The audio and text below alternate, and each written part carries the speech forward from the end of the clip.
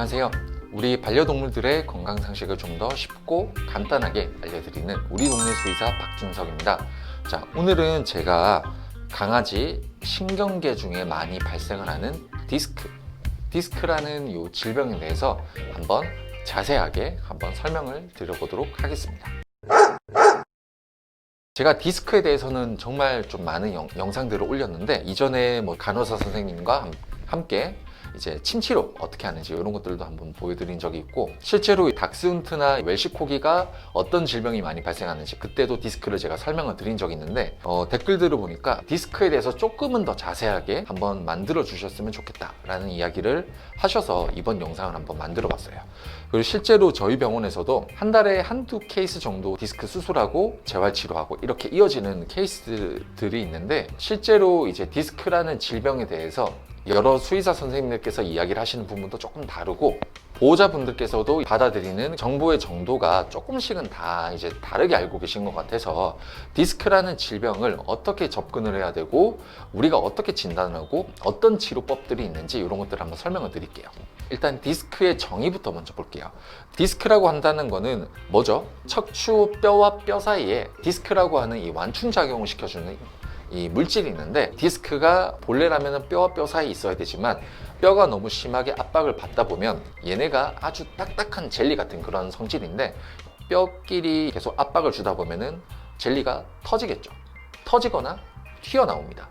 그렇게 하면서 위에 지나가는 척수를 압박을 하게 되는 거를 디스크 질병이라고 합니다. 그래서 이 디스크라고 하는 거는 어디든지 다 발생을 할 수 있어요. 강아지 같은 경우에는 목뼈에서부터 흉추, 그 다음에 허리뼈까지 다 발생이 가능한데, 그 중에서도 허리뼈 쪽에 제일 많이 발생을 합니다. 흉추, 이 가슴뼈 같은 경우에는 디스크 위쪽으로 인대들이 있다 보니까 인대가 디스크를 이렇게 위로 튀어나가지 못하도록 잡아줍니다. 그래서 이 흉추 쪽에서는 디스크가 탈출하는 경우가 조금 적게 일어나고, 허리 쪽에서 많이 발생을 하게 되는데, 디스크를 그러면 어떻게 구별하느냐 라는 것도 일단은 좀 알아야 되겠죠. 디스크를 구별하는 방법은 크게 두 가지 방법이 있습니다. 자, 첫 번째는 증상을 보고 판단을 합니다. 디스크를 어떻게 진단을 하죠? 디스크라고 하는 거는 반드시 MRI를 찍어야지만이 알 수 있어요. 디스크에 압박되어 있는 정도, 터졌는지 터지지 않았는지 이런 것들을 구별하려면 MRI를 반드시 찍어야 되는데, 디스크 환자가 왔을 때 MRI를 찍기 전에 뭔가 진단을 내려야 되겠죠. 그 툴은 증상을 보고 판단을 하는 겁니다. 자, 그럼 증상을 보고 어떻게 판단을 하느냐, 5가지 방법이 있어요. 자, 첫 번째 단계는 뭐냐면, 1단계는 통증이에요.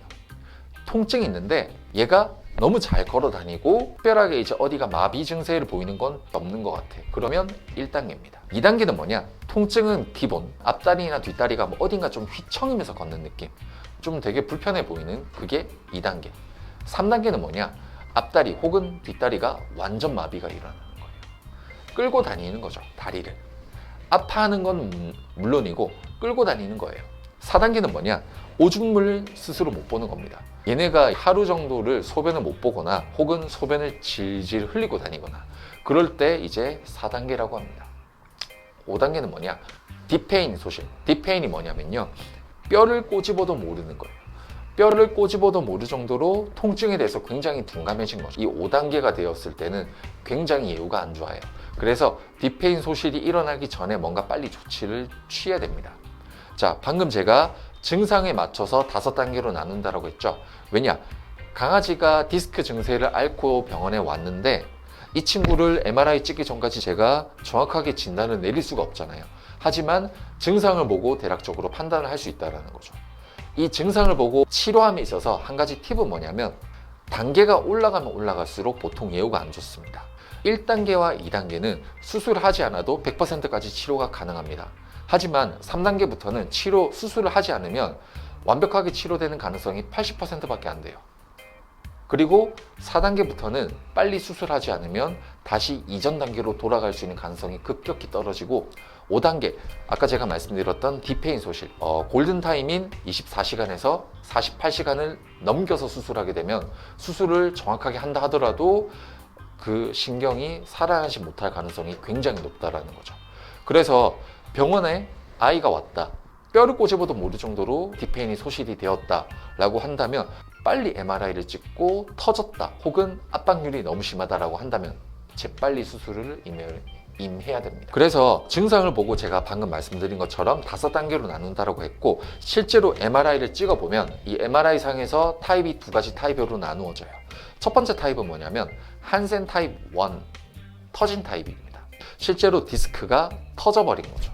터져서 그 안에 차있던 액상의 물질들이 흘러나온 거예요. 그게 타입 1입니다. 타입 2는 뭐냐?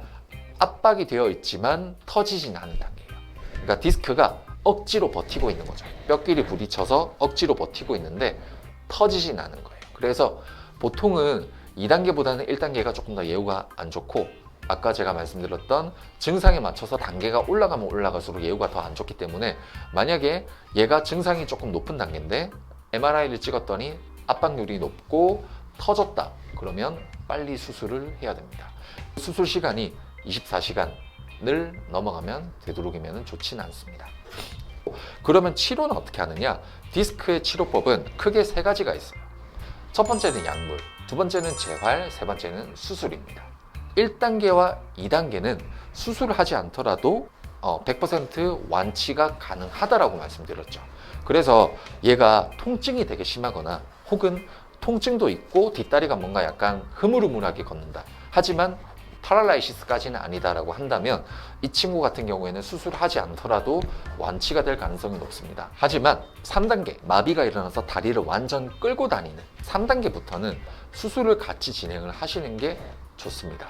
그래서 3단계 이후부터는 약물, 그리고 수술하고 난 다음에 어느 정도 상처가 아물었을 때부터는 재활, 이런 식으로 넘어가시는 게 제일 좋습니다. 그래서 디스크에 있어서는 치료법이 3가지 종류가 있는데, 약물 치료, 재활 치료, 수술, 이렇게 3가지가 있다. 증상, 그리고 압박률, 타입, 이런 것들을 보고 보통 구별하지만, 보통은 뒷다리 혹은 앞다리가 완전 마비가 일어난 3단계 이후부터는 수술을 같이 진행을 하시는 게 훨씬 좋습니다.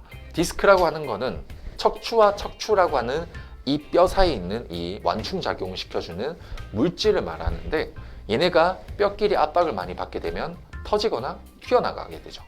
그래서 압박되어 있는 정도에 맞춰서 증상이 1단계부터 5단계까지 발생을 할 수 있고, 실제로 MRI를 찍어서 확진을 했을 때 터지는 한센 타입 1, 터지지 않은 한센 타입 2로 구별할 수 있다.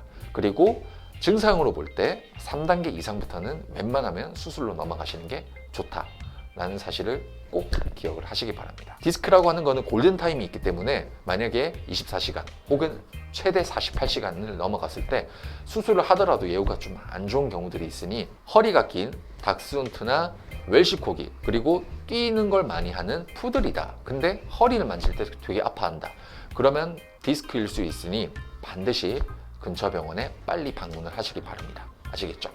자, 오늘 강아지 디스크에 대해서 한번 자세하게 말씀을 드렸는데, 오늘 내용이 도움이 되셨다면 좋아요와 구독 부탁드리겠습니다. 감사합니다.